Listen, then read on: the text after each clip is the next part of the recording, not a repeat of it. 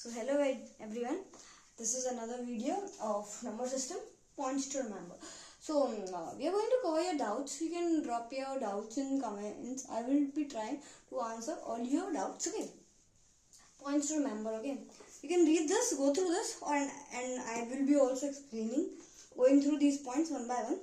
A number R is called a rational number if it can be written in the form of P upon Q, where P and Q are integers, are co-prime integers, and P, Q are co-prime integers. Okay, make it co-prime. It's written integer, make it co-prime integers. Co-prime means both the numbers have common multiple only one. Okay, so this is it, and Q should not equals to 0. This is most important. You can write with, you can take a pen or pencil and write co-prime.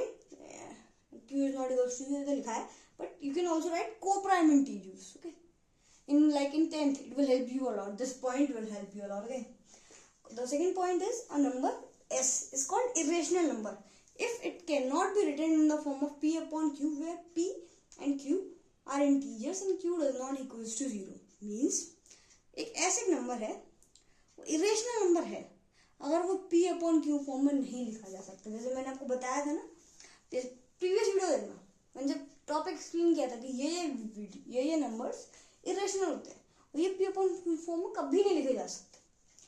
जैसे कि कौन सा था वो, I mean to say they were non-terminating and non-repeating, like pi is an irrational number. वो तो हम उसकी 22.7 वैल्यू ले लेते हैं कैलकुलेशंस के लिए, but it is an irrational number.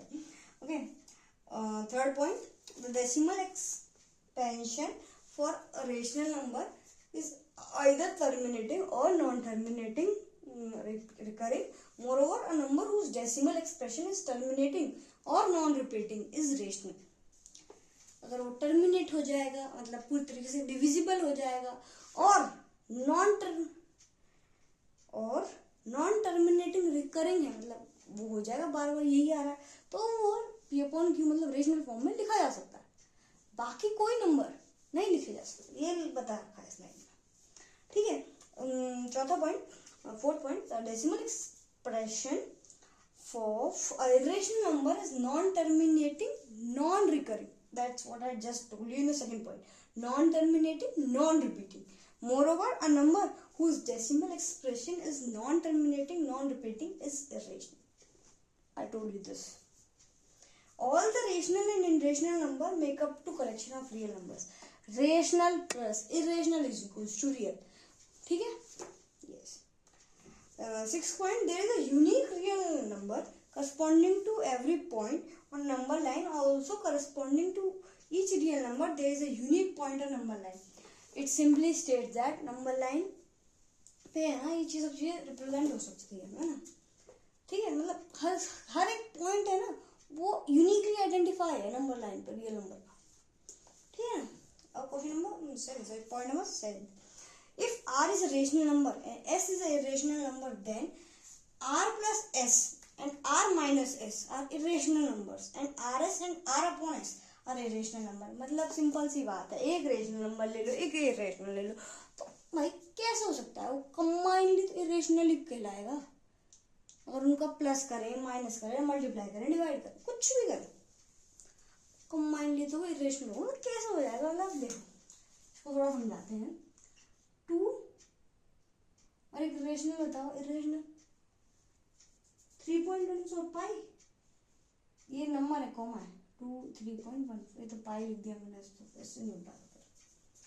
करते हैं ना, इसे करते हैं, मतलब कंबाइंडली है ना, नॉन टर्मिनेटिंग 2, 2.1489 है ना, 589, मतलब ये सो ऑन, मतलब नॉन रिपीटिंग है, सो ऑन.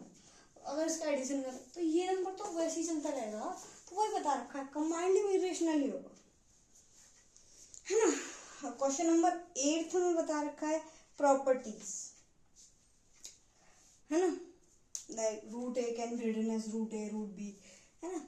ये सब मैंने जब आपको एक्सरसाइज पढ़ाई थी तो बताया था, है ना.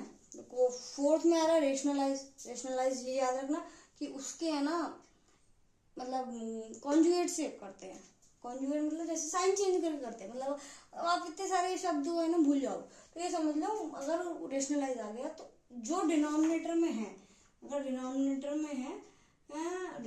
में है 2 प्लस √2 प्लस √7 है, तो इसमें रेशनलाइज करेंगे √2 माइनस √7। बस इतना ध्यान रखो बस, है ना, बस इतना ध्यान रखना, शब्द तो आप भूल जाओगे बार बार।